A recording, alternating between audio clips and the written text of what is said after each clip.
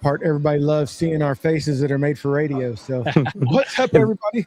And so I'm going to get the music potted up here. And see, I got too many things going on here, buddy. Hold on. See, I didn't want to knock off this cigar is just absolutely, I cannot wait to smoke it. Oh, yes. I've got that in this little go box as well. I guess that's so much for showing people what we're going to be smoking right away, huh? I'll censor that out on YouTube and Rumble. I'm just kidding. There you go. We don't do that. All right, we're going to hit record, and Justin, in 3, 2, 1. This episode of Smokin Sounds is brought to you by 4 Johns Apparel. Hey, make sure you're following them on Instagram at 4 Johns Apparel or online at the number 4johnsapparel.com. Use code SMOKIN15 to get a little bonus off of your new Smokin Sounds shirts that they just premiered yesterday. That's 4 Johns Apparel. Broadcasting from the Eagles Turf, the Front Porch Lounge, it's Smokin Sounds, the ultimate podcast for cigar and pipe enthusiasts and those looking to embark on a journey where smoke intertwines with sound.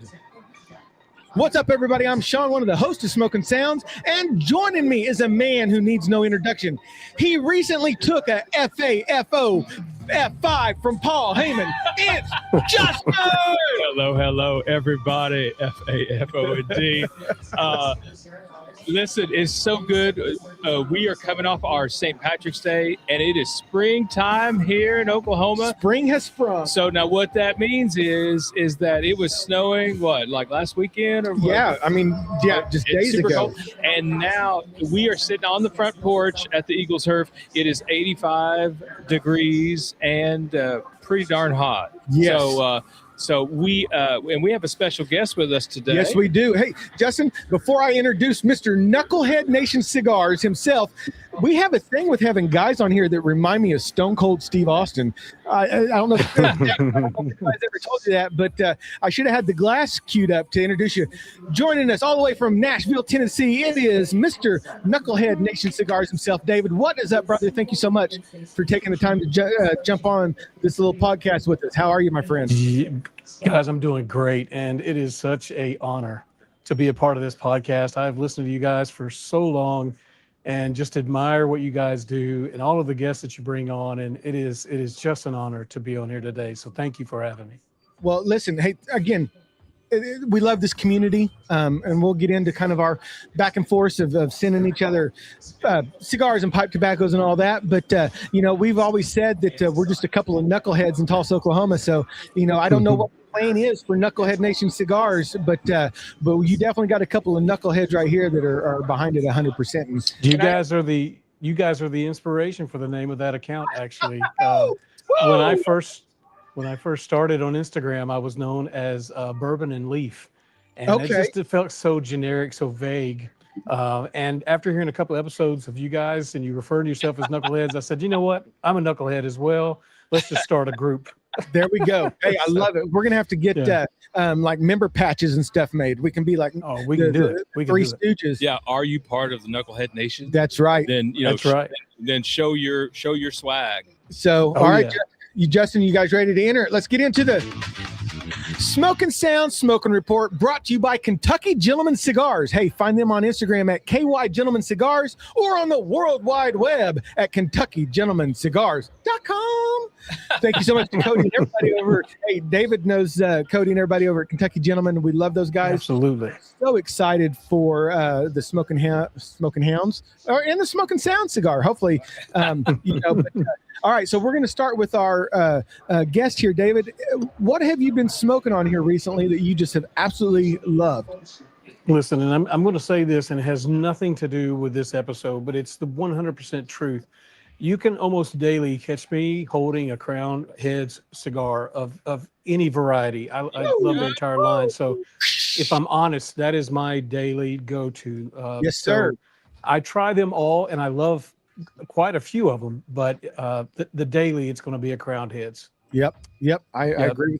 So which one, is there a certain like, is it the Jericho Hill or the Law? Is there one that, or is it just or the Broadway? Yeah, the Broadway, man, that son of a gun. That is amazing steak, but the one that I am that has my heart is the Tennessee Waltz. Oh man, yes. Yeah, that one was the first introduction I had to crown heads, was the Tennessee Waltz. So it holds a special place for me, and I always keep those in the humidor. Matter of fact, I've got one in front of me now, and not smoking it, but I have it right here at the ready. But that one's always there. I smoked one of the two you sent me, and I had to instantly message John because he knows the La Imperiosa is my, hands down, undisputed heavyweight champion of the world. And I said, I think someone may be having a contender, because that Tennessee Waltz, although they're different cigars, it was just, it's a tag team match made in heaven right there. It is such a phenomenal cigar. It is, and their entire portfolio, really. Everything about them just punches above their weight. Yeah, and just from the top to the bottom on theirs, you can't beat them. But yeah, the Tennessee Waltz for me is going to take home the prize every time. Yeah. Okay, so just so people can kind of get to know like your taste and your palate. So now, how long have you been smoking cigars, Dave? So off and on for several years. Several years, okay. But full time, let's just say, for the last almost 2 years, that I've really got into it. And so people can know your palate, kind of know, because some people like, the really full body. Some people like extra smooth. So just right off the top of your head, is that crown head, is that your go-to, your kind of undisputed champ right now? It is. I have to be honest with you, that one. And like I said, I've smoked them all. I kind of live in that mid to mid full range for me. And I can do either or on the other end of the spectrums, but that mid to mid full is where I'm going to hang out. Yeah. Okay. And I find my palate is starting to develop that kind of more mid to full range too, where when I first started, it was, Rocky Patel vintage 1999, even Stallone's Palomino, those kind of lower end, mild Connecticut cigars, even some Tatawahe, some My Father stuff that was a little bit more. But now that I've been doing cigars on the daily for a little longer, I find that my palate is reaching for more of those, like the Broadway, that more kind of big Connecticut Broadway, those big chocolate notes, the San Andreas wrappers, like the West Tampa Red, things like that. So, But well, Justin, let's go to you, brother. What have you been smoking? I know what you've been smoking. Okay, so well, not like that. So I just finished. In fact, today I just finished a bowl of the Green Hills pipe tobacco, and this is from the now. Where'd y'all say this? So David sent that to you. Yeah. So I'll let him answer. So Dave, where'd that come from? The Green Hills came from the Nashville Cigar, which is in Green Hills, Tennessee. So it's just a little ways away from me where I'm at right now in downtown Nashville. Wow. Okay, so if I had to guess, it's like a black and burley type blend. I just got the names, and so really smooth on the retrohale. Now Dave, I'll put you on the spot here. So if someone wants to get any of these pipe tobaccos I'm talking about, do you know if the Nashville Cigar has like an online presence or what have you? Oh, absolutely. They do. Yes. Okay. But I will always encourage, if you can, to go to the shop, because there's nothing better than to crack it open, those jars, and just taking it in, what you're smelling, because that sells a lot. That helped me as I started this journey, is just kind of getting the smells. And but yeah, they do have an online presence. They've got 2 stores. They've got a Nashville cigar store, which is there in Green Hills, and they have a Franklin cigar store that's in Franklin, aptly named. So they have 2 locations there that they're beautiful shops, and they've got a really well-educated staff. So I always enjoy going in there when I'm out that way. But yeah, the pipe tobacco, they've got a great selection there, and I just encourage you to get there where you can actually take in the aromas of some of the aromatics, their burleys, the Virginias. It's all really, it's phenomenal. Wow. So they shop maps aren't my thing. Okay. So I wonder how close I wonder how. So close what you're this, telling me is you're not going to be my guided site on the way to New Orleans. No, Okay, no. all right. I wonder how close Big Al is. So, isn't he? so I actually, it's funny you ask because I have in my notes when we talk about kind of Nashville people we know from Nashville, I say Big Al is Nashville adjacent. Memphis to Nashville is about what? About a 3.5 hour drive. 3.5, 4 hour. Yeah, depending on where you're at. Yeah, it's about that. And I know Nashville traffic is not always the kindest. So depending on as you approach Nashville, how backed up traffic is. So I would say about 4 hours. Big Al's. So he's For sure. He's Nashville adjacent, if you will. Oh yeah, Nashville, coming into Nashville. I don't know about Memphis because usually when I do go to Memphis, it's certain times of day, and I don't really the traffic doesn't impact me that much. But coming into Nashville, the city is growing. There's so many people here that no matter how you enter the city, it becomes a nightmare. Yeah, we've heard that from our friends Mike Lewis and the boys over at Tin Killer, the band they're based. So Mike and Clint, they're originally from Oklahoma, but now they're based out of Tennessee, out of Nashville with the band Tin Killer. And we'll have to play some of their music later on in the episode because we just absolutely love those guys. So, all right, Justin, what else you been smoking on, buddy? Well, I think that's all I have right now. What you got? So listen, I just have one I want to mention, and I actually had to pull up the picture of it because I've not always been a big fan of H. Upman. I've had some hit or miss sticks with them, but I recently, Pipe Mike had told me to pick up, so I got the H. Upman and A.J. Fernandez Heritage 1844 Nicaraguan. That was a beautiful cigar. It was in, again, the price point I'm going to tell you, that's Tulsa, Oklahoma. It was a $12 stick, and it smoked way above its weight. It was, I think it was a nice Connecticut broadleaf, real dark wrapper. I'll post some pictures of it later. But that's probably the one outside of the crowned heads, like the Mil Diaz Habanos, a great wedding smoke for me as well. I actually smoked the Mil Diaz Maduro last night. And it's it's phenomenal. Yeah, you've got to have your Wood and Waters 1150 pick because you'll burn your fingertips if you don't. So, all right, well we're going to go ahead and step out of the Smokin Sounds Smoking Report, brought to you by Kentucky Gentleman Cigars. Find them on Instagram at KY Gentleman Cigars or on the World Wide Web at KentuckyGentlemanCigars.com. Hey, listen, Justin, before we get into this, I had a bunch of our friends from down under. They said, "Hey, Crocodile Sean Day, you forgot about it." I said, I didn't forget about you, mate. Listen, so let's give some shout outs to we had a lot of downloads in Australia, David, this last episode. So Ken, he is 1497 on Instagram.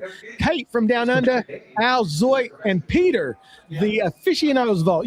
Peter, David, those guys are some big supporters of us. And so we always love saying hello to our friends Down Under. It's Crocodile Sean D signing out. All right, I'm back. What I missed, John? What I missed. So let's get into the meat and potatoes of this. Again, we've got Mr. Knucklehead Nation Cigars. David, I always feel like I'm messing that up. I keep wanting to say Knucklehead Cigar Nation, but we got Mr. David all the way from Nashville, Tennessee, joining us. The front porch is trying to take my notes, Justin. Well, Oklahoma wind right there. Listen, let's David, why don't you pull out and show to the camera what you're going to be smoking on this Nashville Smokes episode. I've already kind of pre-showed. I'm going to be smoking the blood medicine B positive from Crowned Heads. If you guys follow John, which I know that you do, this was I think originally it was going to be called like snake oil or something like that. And it was. He got like some cease and desist, and so he said, "You know what? We'll just change the name of it." I had the 2024 blood medicine. Fantastic cigar. I have had this before, and it's just a phenomenal. I cannot wait to get into it. So, all right, David, what you got there, buddy? All right, so first I'm going to show you off my little Yeti Go Box 1. This thing has been amazing. So I've got a post on it, and I'll tell you all about it. But let's crack it open and see what I've got in here. So right here, I'm going to start off with a Thunder Kiss Broadway La Imperiosa, and then a Caratoba stick sitting there on the top tray. Hey, you just took us all through Nashville Cigar. I know, you did. Now we'll take that tray out and show you the bottom. Again, all crown head selections. I've got a Mil Diaz right here. I've got a Blood Medicine right here, the limited edition 2025. I've got a, what is it? A Tennessee Waltz. There it is. Right there. And then I've got a Belgian blue right here hiding in Ooh, there. I almost bought my Belgian blue that you sent me, but Yeah. I thought, man, I've been really craving one of these blood medicines, and I thought, that'll be the perfect one to smoke. So Yeah, it's an amazing cigar as well. But the crown jewel for tonight, and I love it. It's my actual last one that I have, so that's why I thought this would be appropriate to smoke it tonight. And I'm hoping John watches because I should say, John, if you're listening, I know that you are. Mother Church. Oh wow, I have Right not here, seen this one. It is a phenomenal cigar, and it was originally released, I think, back in 21 or 22, and it was actually originally released as a collab with JR Cigars for their 50th anniversary. Oh, nice. So there is everywhere that I've looked, they're sold out and have been sold out. So, and I don't hear much people talk about them much anymore. So I imagine they're probably hidden out there in the ether somewhere. But this was my last one, and I've been hanging for it for a special moment. And what better way to go out than with you guys on Nashville Smokes? Man, and so do you know much about like the wrapper, binder, filler, stuff like that about it? It's a Nicaraguan cigar. I got a filler in there as well. It's got a Corojo. No. I'm saying the Corojo is the other one we're going to talk about later. But I think this has a Nicaraguan wrapper as well. Is this the Connecticut broadleaf? I can't recall, honestly. But it smokes really smooth. It's really creamy to me, and you get a little bit of spice in there. I'm still working on my palate, so to get this full depth of flavors, I'm not there yet. But that's off the initial smoke is what I get. So it's a phenomenal cigar. If you ever get a chance or come across one, I'd say pick it up. Well, and I appreciate you leading me into this because I actually forgot to mention this in the Smokin Sounds Smoking Report. But all right, Crowned Head fans, Half will announce today CH is teaming up again with My Father Cigars to bring you Moonflower for its newest regular production line. It's been over 10 years since the two had worked together for a regular production line. And so the Moonflower is made entirely of Nicaraguan tobaccos, including Corojo seed wrapper, binders from Esteli in Jalapa, and fillers from Condega. It's going to be a medium plus. It's going to be available in a couple of different sizes, 5x52 Robusto, a 6x54 Corona Gorda, and a 6x54 Toro. John says the Moonflower holds a deeply personal symbolic meaning to him, and the Moonflower will premiere at the PCA in just a few weeks. Wow. I'm so excited for that. And just, again, anytime that these guys release a cigar, it's always done right. There's so much thought behind it. I really can't wait to hear the backstory behind the cigar. Oh, I know. I am so excited. You guys want a little breaking news? Our friend Raul's been texting. I'm in a friend group with him, and he just landed his best interview. He's going to get Karen Berger on there, it looks like. So he loves Karen Berger. So we're hoping that the panda, Raul, we're hoping he lands that. So, but yeah, I'm so excited for the I almost called it the Moon Trance. I was thinking CAO Paco there for a second. The Moonflower, it's going to be absolutely perfect. So yeah, Justin, so what do you think about the front porch all the way from Nashville? Oh, I'm really enjoying it. It's now this one's definitely as you might expect. This is more of a burley forward blend. So it's nutty. It's there's kind of a wood kind of a feel to it. I would say, given the aroma, I would say probably either Virginia or Golden Cavendish. It kind of depends. But definitely one appropriate for the front porch. And yeah, I'm just real happy. In fact, there's a couple of Cornell and Deal blends that I'm reminded of. But I'm not sure quite yet. I just kind of got the bowl, going fully here. So yeah, it's really mellow, and it is again great on the retrohale. It smells fantastic. The aromatics coming off of it is just absolutely fantastic. And it had a real good room note. I remember that. I've smoked 2 bowls of that already, and that one came really highly recommended from their customers. That's one of their top rated. Is the front porch. I can see why. So, by the way, the music you're hearing in the background, This is from a playlist I have assembled, and basically, I just had to tell Sean we're going to use it. This is what we're using. This is Stormy Evening Smoke. I will have this available on our Facebook page, and so really, it features electronic music, some classics, but a lot of newer stuff too. So it's supposed to bring you the atmosphere of like you're having a smoke on the back porch while it's raining, or front porch while it's raining, and it's evening, so it's kind of misty and a little bit dark and all that. So if you want to hear something different, that this playlist will be available, and you can download it, play it from Apple Music. Yeah, and so we're talking about Nice. Nashville smokes. We're on the front porch with some front porch pipe tobacco from Nashville Cigars. Just a couple of notes that I made, and I don't typically make notes, but I wanted to make sure. Talk about a couple of Nashville brand cigars. Obviously, we've talked about John Huber, who started Crowned Heads, I believe, in like 2010, and now his partner is Tim Osginger from CAO days and all that. So they've got like the Caratoba and the Bosphorus and all the great Oz family cigars. And then of course John's lineup, we've mentioned several of them: the Broadway, Tennessee Waltz, Jericho Hill, the La Imperiosa. But now, David, I believe you sent me a Mayflower cigar, and now Yes. that is a Tennessee Nashville brand as well. Is that correct? It is. Yeah, those guys are based out of Nashville, and it's a whole nother different experience. And of course, its brand is one that I like as well. Yeah. Michael Knowles is there. Is it Michael Knowles? Did I just get that wrong? No, Michael Knowles. That's it. Yep. Yep.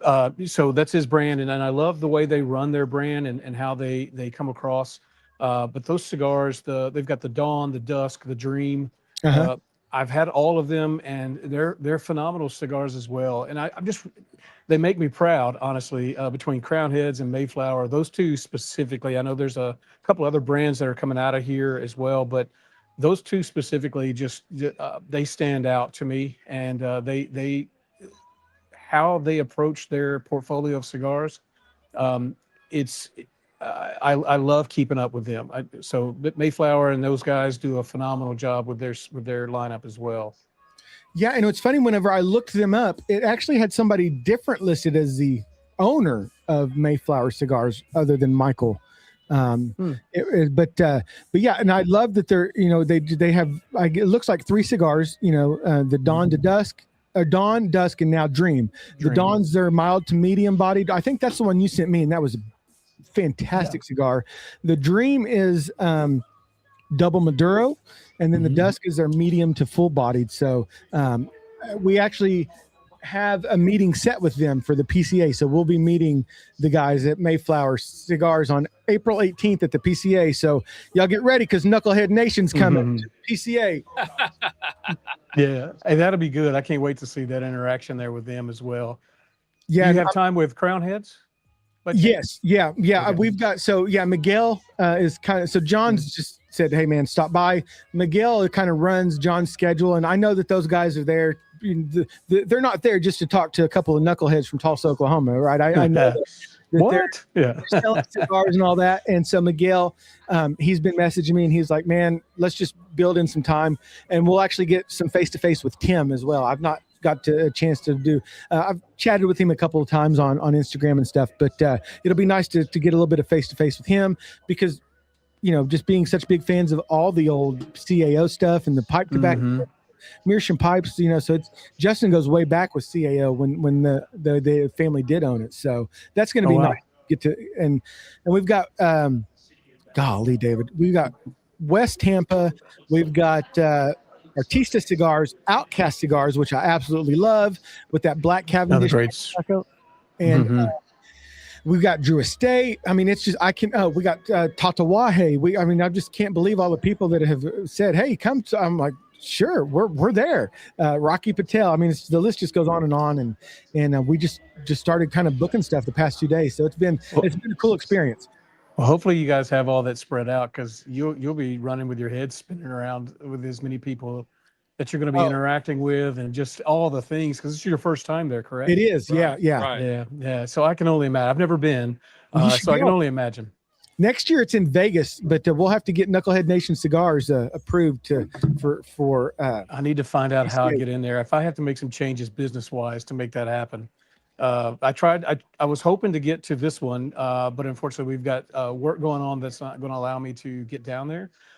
But definitely next year is it's on, but I'm going to make some changes here with Knucklehead Nation, and hopefully establish myself and position me where I can get in a little easier instead of just being some random ball-headed dude off the street. No, well, and and that kind of this is like, you must be a podcast professional, because you're leading me here, and I mean that in a good way, because that brings me into wanting to talk about what Knucklehead Nation Cigars has been. The Instagram page for me is just some outstanding, amazing, beautiful photography, videography. Oh, thank you. Your posts are absolutely stunning. I mean, there have been times that you posted something and I thought, man, is this like one of the brands posting their I mean, obviously you're a professional, but your content is just absolutely phenomenal, and it's just very inspiring. And sometimes I'm just like, man, I'm just going to take a picture of myself, because I can't even Knucklehead Nations over here. So I mean, that is a huge compliment. Your content is just absolutely phenomenal. Matt, that means a lot to me. I do appreciate it, but I tell you this, we've talked about this messaging back and forth, and it's this community that really drives my passion for this. The creativity. There's so many other photographers out there who do, I mean, outstanding. Snap the Rapper. You've got Cigar Crumbs, Cigar Social. All these guys are posting incredible content, photography, and so they keep me inspired as well. So I just love it, and I love sharing what I'm smoking, and that's really what you see in the community, is everybody's just sharing whatever stick they're smoking on, whatever they're going through in life, and that's what keeps me coming back every day, honestly, is just being around you guys and being around all these other people.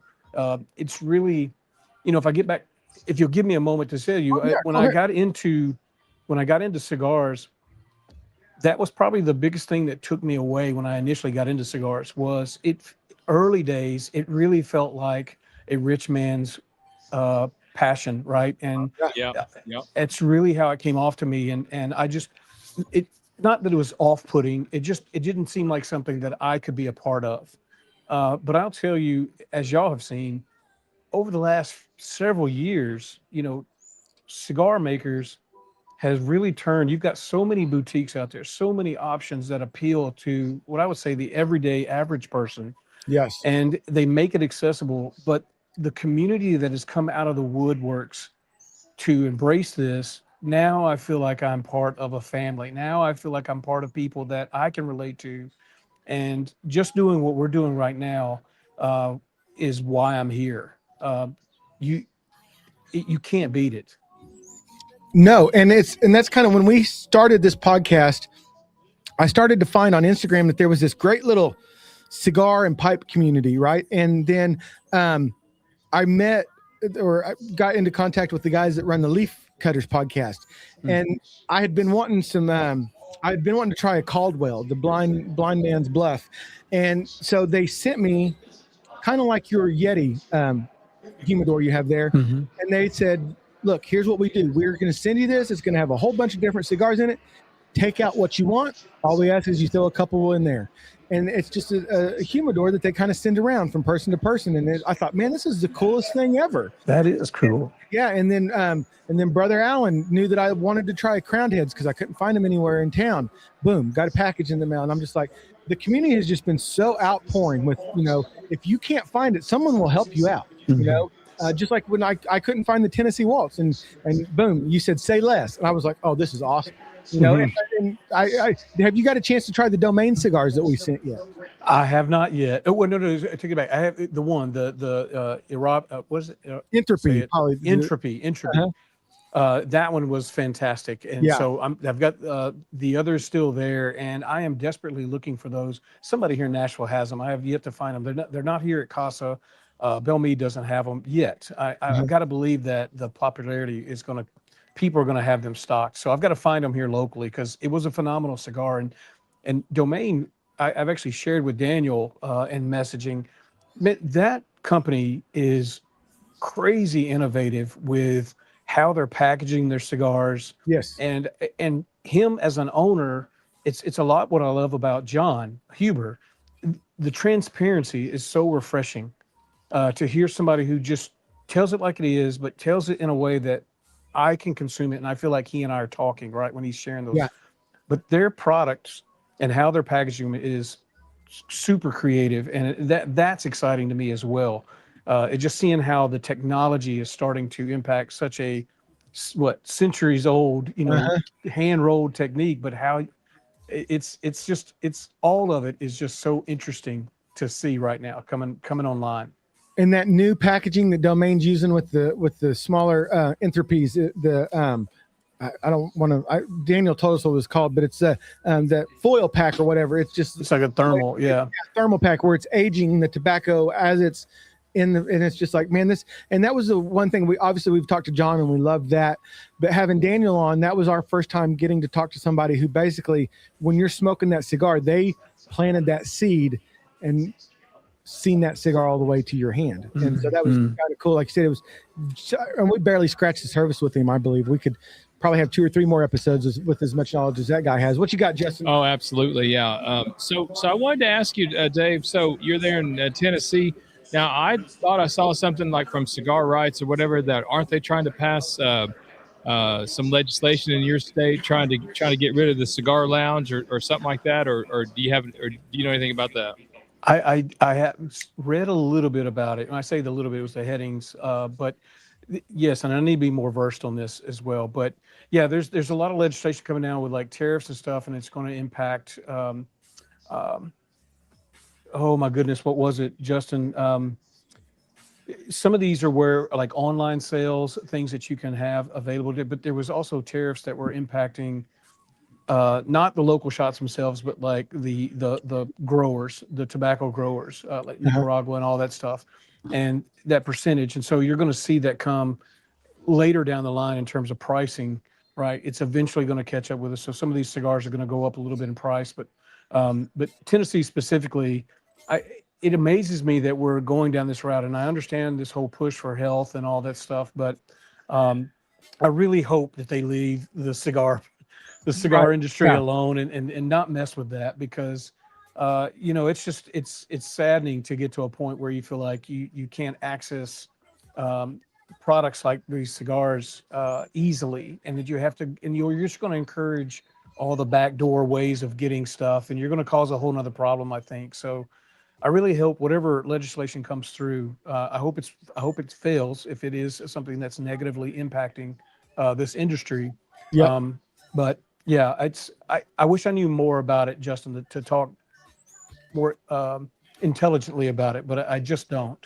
No, and I'm with you, and that's one of the things I was looking at the PCA, Cigar Rights of America. They have a booth and they do some presentations or whatever you will call it, and I'm looking forward to that because I want to be more knowledgeable. I don't care about the politics of it.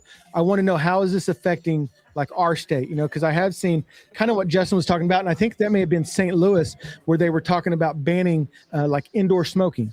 So even in New Orleans, if you look at the PCA's website, they're very matter of fact. If there's places you can smoke and there are places you better not smoke, right?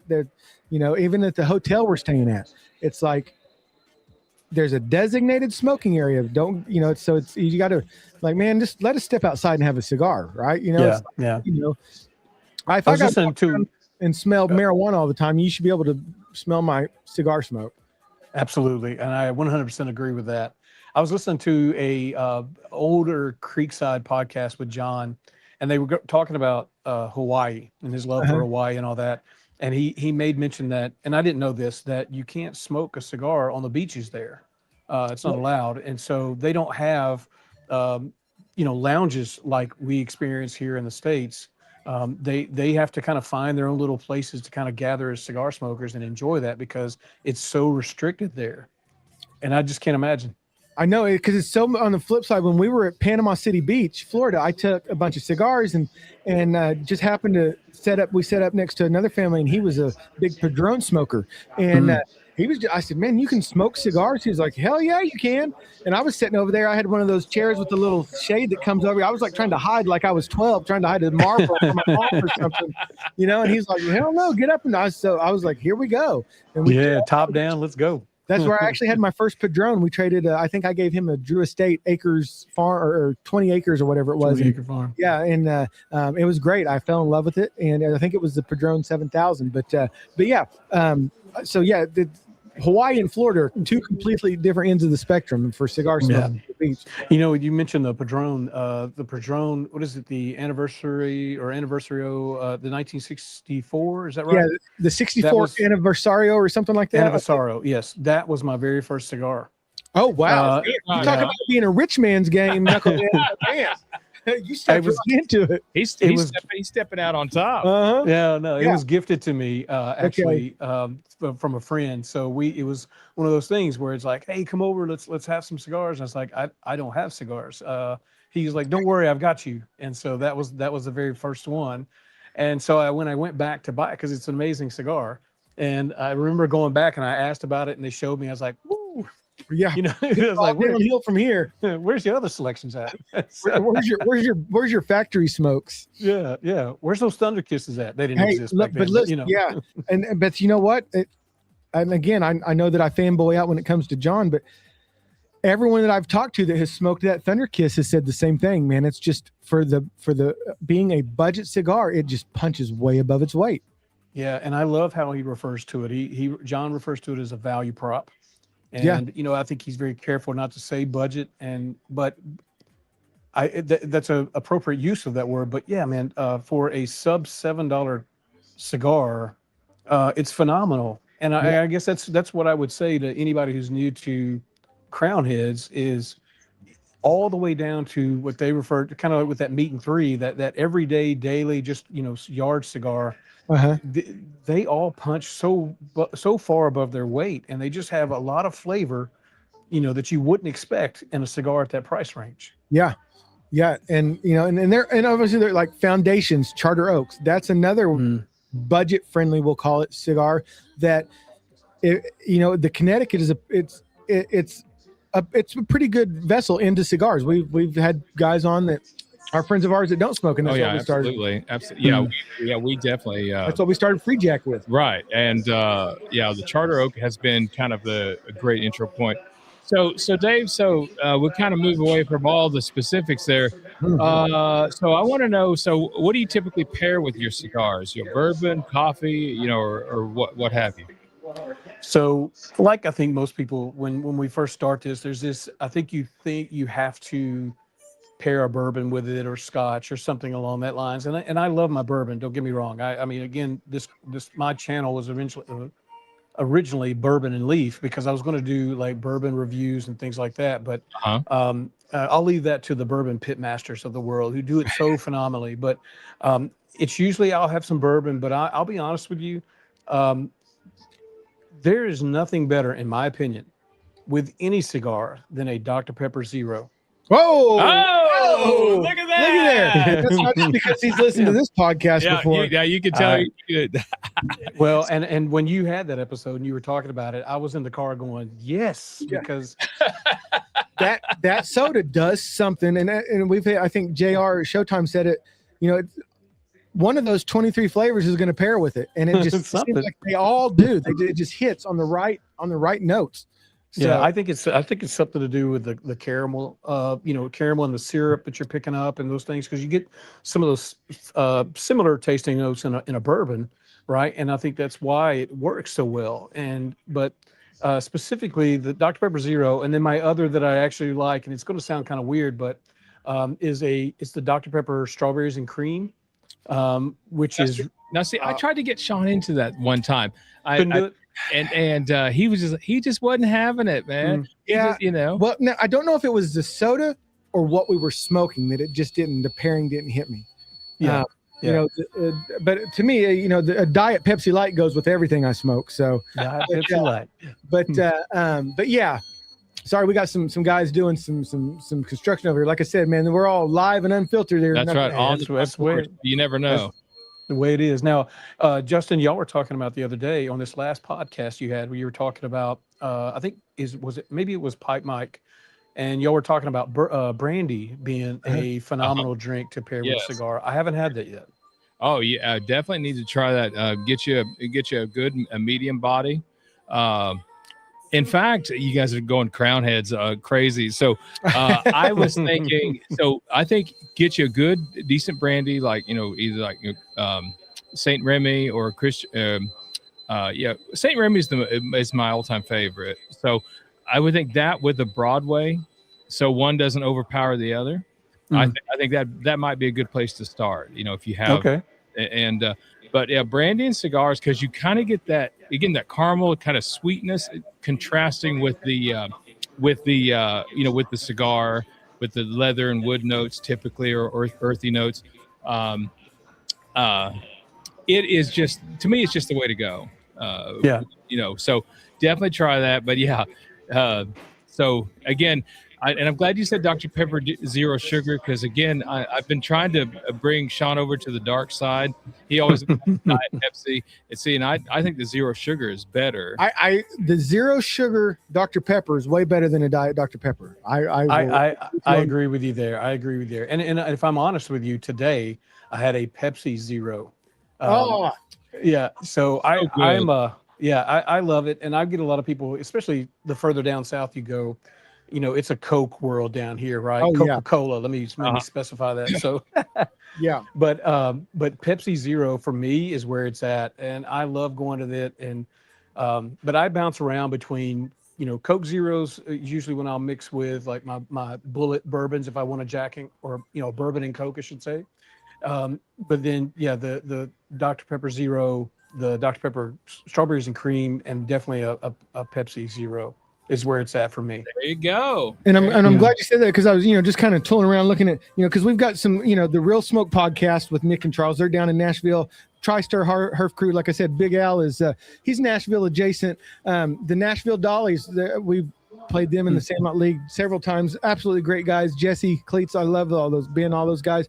But I saw something interesting, David, and I don't know if you know about this, but I read that there's a donut distillery down there in Nashville where you can get bourbon and donuts.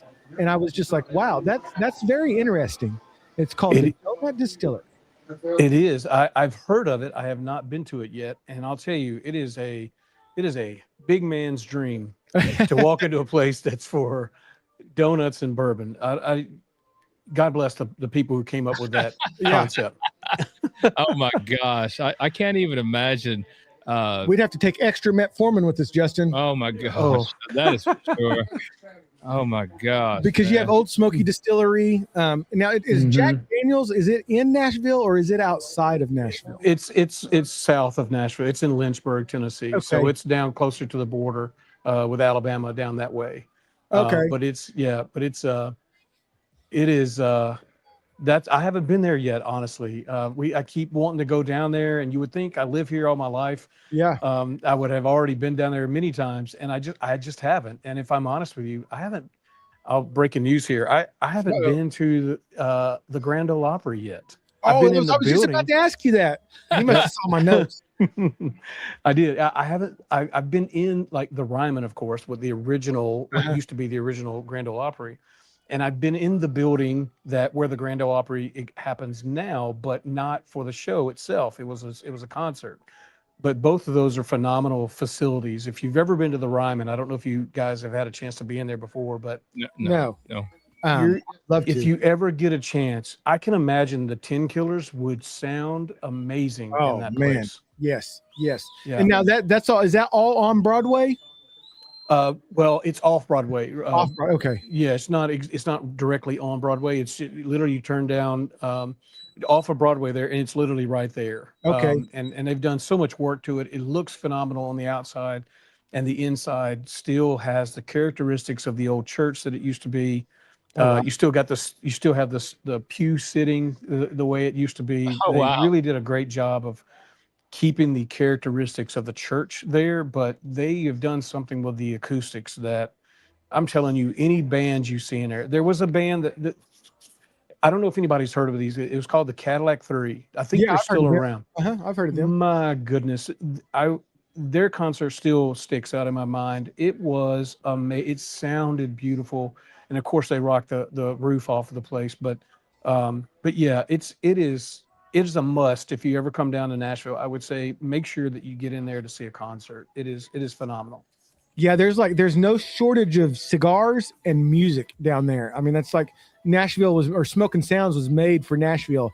I can Oh, yeah, only I think so. imagine the people that are And from what I performing. hear, a fair amount of barbecue. Yeah, yeah. Oh my goodness, yeah. There's plenty of that you can't shake a stick at, and you're gonna hit somebody. Peg leg porkers. You got Martin's barbecue. There's so many more that I'm obviously not touching on, but Okay. I will.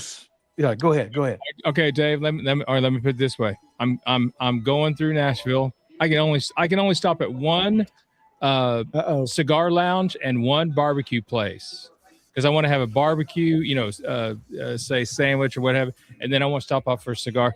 But I only have time for one. I only have time for one. Because you spent too much time at the donut distillery. I was at the donut distillery, and my Uber started to get too expensive. So if I'm headed through there, what's those two places? The barbecue place and the cigar place. I should stop. So I'm torn between two barbecue places. One is called Edley's Barbecue. The other one is Peg Leg Porker. And it's a toss up between those two for me. And I'll, man, if I'm honest, there's a third one I throw in there is Martin's Barbecue. They do a phenomenal job as well. So if you had to stop at one, I guess I would say Peg Leg because I think Okay. he has a really unique story behind himself and just how that business came about. But that I would just stop at Peg Leg Porkers and then lounge it. And again, I guess there's some specifics here we got to nail on. Are you driving through, let's say, downtown Nashville? You're not really going out to the suburbs. If you're doing that, then we're I would gonna keep it downtown Nashville. I would say come by here at the Casa de Monte Cristo. It's right here off of Division 9th Avenue. Literally, if it had windows to see out this way, there's downtown right there, the Bell South building. It's a phenomenal space. It's really well done. It gives me some. I'm sure you've seen Creekside, some of the videos of their interior. It reminds me a lot of their kind of vibe and motif. So Nice. so it's really nice. Their humidor is jammed packed with options. I mean, and it's a beautiful humidor to walk into. So, and then if you're hungry, literally right next door is a phenomenal taco shop that's right there. So you can have some tacos. Hey, bonus taco. You can get you some Bonus taco. Rojas Street Taco cigars and some tacos right there. Now, David, am I correct in assuming now you've not been to Crowned Heads HQ, have you? There in Nashville? I have not yet. I don't want to be I want to, but I don't want to be the creeper who just shows up to HQ, right? Like, hey, John. I'm going to tell you right now, if I'm driving through there, I'm going to be the guy that shows up and says, He's gonna be, "Hey, John." Yeah, So- I want to. I haven't yet. I'm still I still am working on my rapport with John. I'm trying to build that up because he seems like somebody that you could just hang with. And I know he's more of a private kind of guy, but I really want to get to know that business more. And so I'm really trying to take my time and just, establish myself and get to know him as much as I can. But yeah, I would love to go by there. So maybe when you come through, I'll just hop in the car with you and There say, you go. I'll pick you up. Justin drove me down here. Yeah. Hey, we'll just say, hey, Justin was driving. We don't know how we ended up here. All right, let's stop here, guys. Kind of midway report on your cigars. What you're getting. I'll let David go first. Again, I've had, this is being my last one, and I've had 4 of these. This is my 4th one.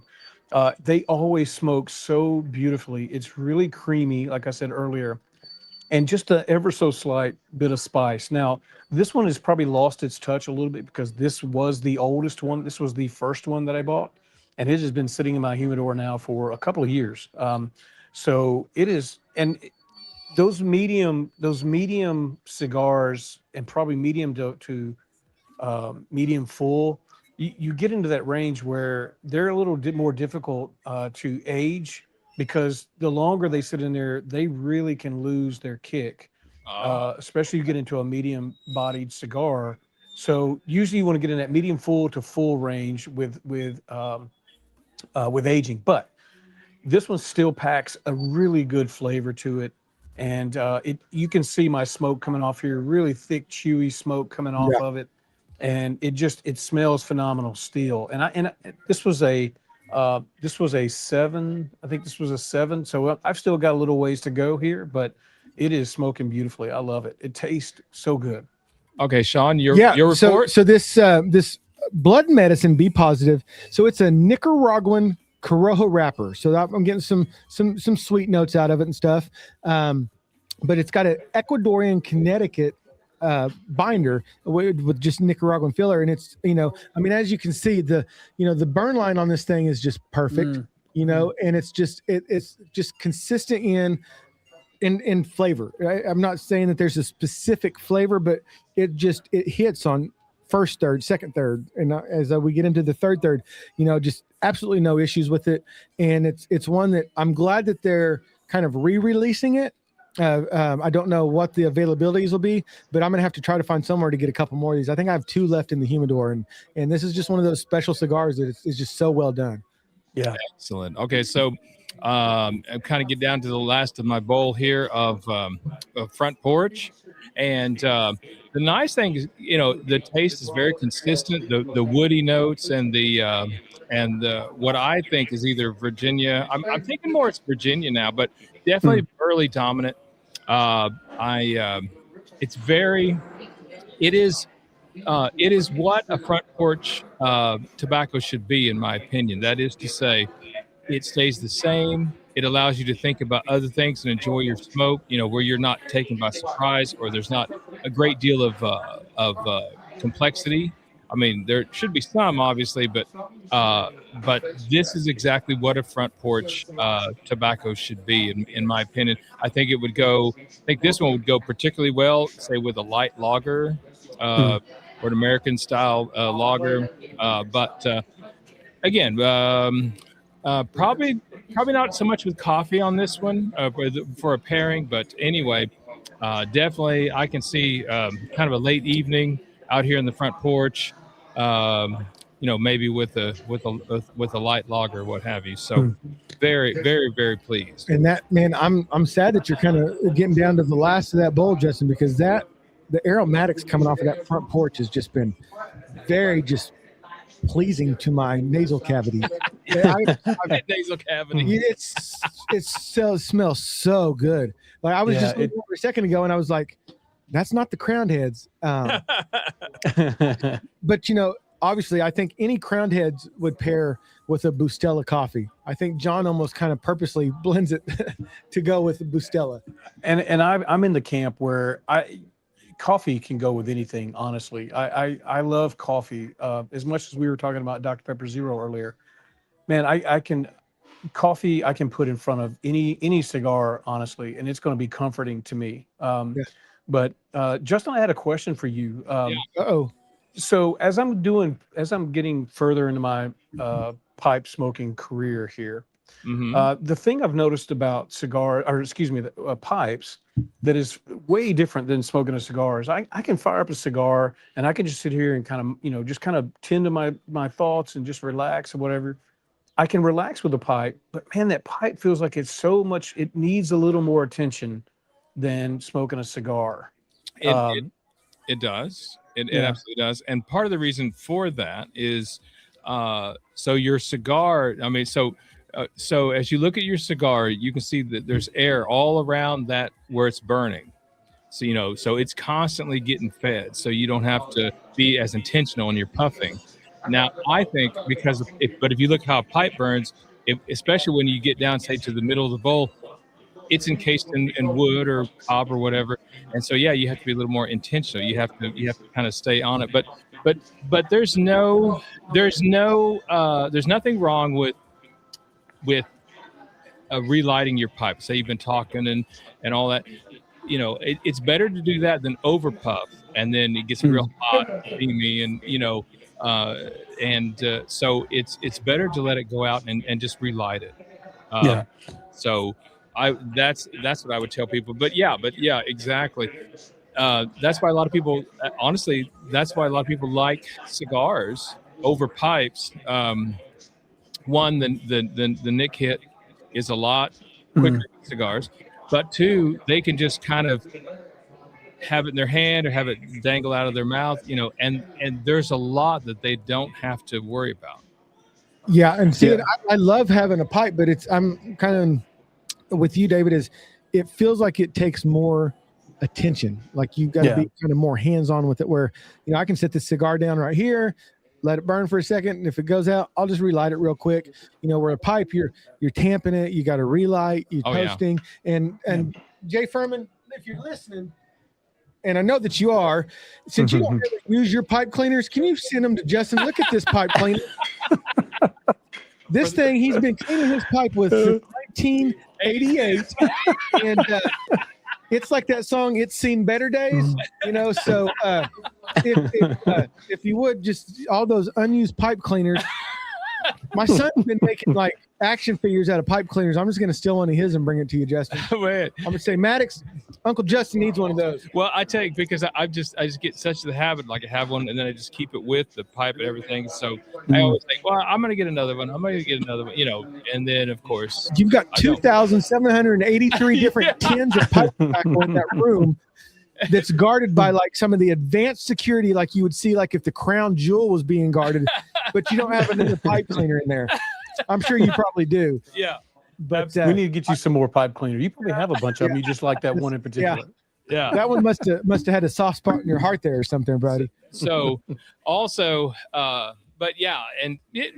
So really, the words you guys I think are looking for is.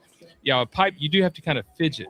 You're constantly fidgeting with it, and so that's both good and bad.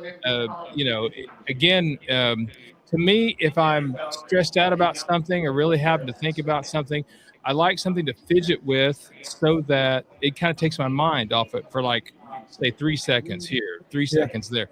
I like that. Whereas, I don't know. And maybe that's why, again, as I say, when a man takes to a pipe, he becomes a philosopher. And when he takes to a cigar, it becomes powerful because the cigar is there for you and you don't have to think about it. You just rock and roll. You know what? I think I just figured out why Raul calls you Pipe Yoda, because that pipe cleaner is kind of like that old stick that you carry around. And that must be the Jedi mind trick there with that old pipe there, buddy. After 900 years, look as good you will not. That's what he said. So David didn't know he was going to get a lesson in Star Wars today. Oh, yeah. No, it's a. All right, so David, now Sean also tells me you're also, and this is very important to our podcast, you're also a wrestling fan.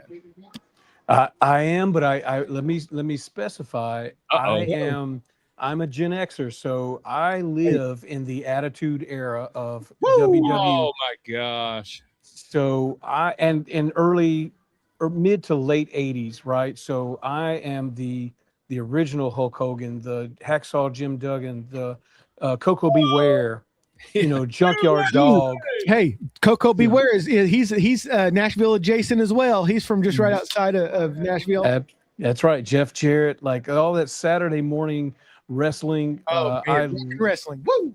Loved it. And then when you ushered in the 90s and you started getting characters like Stone Cold and The Rock and Undertaker, that was the heyday for me. And honestly, it'll always be the WWF. I yet to embrace WWE.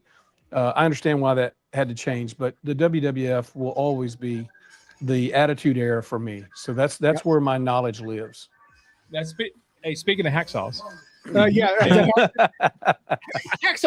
Hacksaw, come on, brother. But come on, brother. Yeah, it's funny because a lot of people are doing these videos now on social media, Justin, and it says like, Dad, what were you like in the 90s?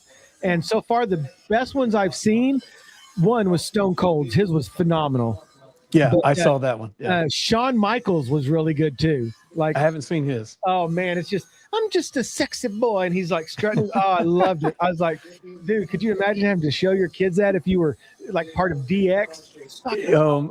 And it's what I love is that you're seeing all these, right? You still follow these wrestlers as they've all retired and kind of moved on, and to see them kind of aging and stuff. But it is for me, that time period was was so fun, and maybe that it still exists today's wrestling, today's WWE.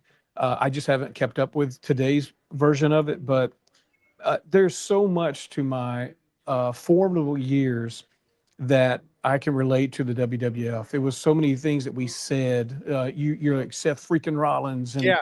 you have those things. So we had the same thing. Halston 316 says, "I just kicked your ass," and what, and what, Yep. Yeah. and because of Stone Cold Steve Austin, this look is accepted by me because I started my hair started thinning at an early age, and it freaked me out. And I had a friend of mine just tell me, he's like, "You just need to shave it off, dude." So I did, and I came in, and everybody's like, "Dude, you look like Stone Cold." Now listen, See? I'm 5'9". I'm not 6'2". So am I. Whatever. Yeah. but to have people accept it based on that, I just ran with it, and now I don't care. But back then, that was a huge thing for me to accept this look, because you had a Stone Cold Steve Austin on the TV every night, and so it lives special. It has a special place in my heart. And I do love, several of the newer wrestlers love Seth freaking Rollins, love LA Knight, Tiffy Time, all these, Rhea Ripley. But to me, it's almost like a play off of the Attitude Era. Like Rhea Ripley is very Undertaker-ish to me, where like Seth freaking Rollins, he kind of embodies old Ric Flair with, kind of some of the wardrobes he wears and things like that. LA Knight is very kind of, he's very good on the mic like Stone Cold was. And so there's still kind of that Attitude Era-esque attitude there, just with new faces. Well, you got to think about too, in the 80s, wrestling was still just starting to come up on that rise, because before it was just like an average man's kind of sport. You would watch it on Saturday, you would go down to the fairgrounds and catch a match or two or whatever. And when they start introducing characters like a Hulk Hogan, Andre the Giant, you started getting characters like that people started relating to and finding these storylines in. That's where it took off. And then, like I said, out of nowhere, this Attitude Era, the 90s came through, and you got these phenomenal characters that came out and just really, it really embodied everything about male aggression and just some of the things. I know there was a lot of females that love wrestling as well, but it really took hold of that. And I do think that what you're seeing in today's wrestling, like you're saying, is it's off that, because that blueprint worked. That blueprint was so successful. Yeah. So why not continue it? So it will be interesting to see how they evolve that. Like, what is the next version of characters? Even though they look different or whatever, you can still see some of the tie-ins to what got them to this level. Yeah, I mean, but there's also a lot of innovation, because really, like Roman Reigns, is he a good guy or bad guy? Yeah, and he's both. Randy Orton, he's both a good guy and a bad guy. And from Nashville. Yeah, and from Nashville. See, when I think like the bald-headed, that look and stuff. See, I think Goldberg. See, I go back even further than that. Yeah, Goldberg. Yep. That's a fair assessment. But so I do think there's been also a whole lot of innovation but again, like LA Knight to me is like he reminds me more of the way The Rock used to be. He kind of has that style of The Rock. So I I would just encourage you to maybe give the because I love the new stuff, and and WrestleMania is coming up on April 5th. Oh, it's April 5th. No, I'm sorry, that's Easter. Sorry, Yeah. The next weekend after. You would see, you just got confused because WrestleMania is kind of like your Easter. Yeah. It's a holiday at the Eagles turf. Yeah, and I would. It's the weekend after we get back from PCA, I believe. WrestleMania is. I think it's the 25th. The 25th, maybe. Yeah. Okay, because that next week, that's us. We're the weekend after Easter going to PCA. Right? That's right. Yeah. Okay, yeah. so. See, WrestleMania still like pay-per-view, or is it still? No, you can watch on ESPN. Yeah, you get the ESPN app and the premium package.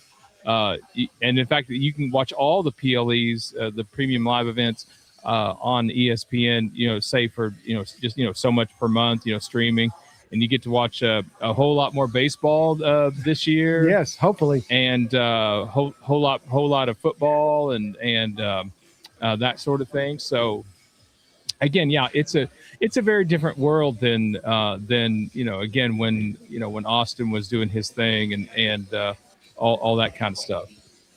But yeah, I I loved it. Yeah, and I also think that there's something, I didn't mean to step on you there, David, No, but it's like there's a reason why people still every WrestleMania are like, is Stone Cold going to come out? It's like it's a reason why Metallica just sold out the Sphere every night that they're playing it. There's just like, if you look at the charts right now of rock charts, there's not a rock band on the charts, right? No.